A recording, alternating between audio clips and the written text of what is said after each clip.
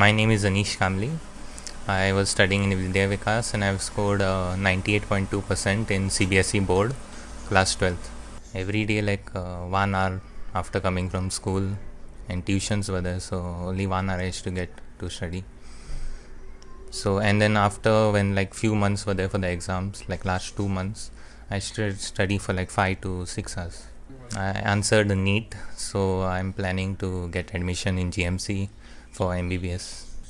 To study consistently, coming in 11th, at least 1 hour every day, and do all the topics. Don't leave any for the exam. So I thank my mother, my father, my sister, my whole family actually, my teachers at Vidya Vikas, at my coaching, Akash, and everyone. Many people actually have supported me a lot. So I thank them for my success. I was studying in Manavika school till 10th standard, and I was a Goa state topper for ICSE class 10th board exam, scoring 99%.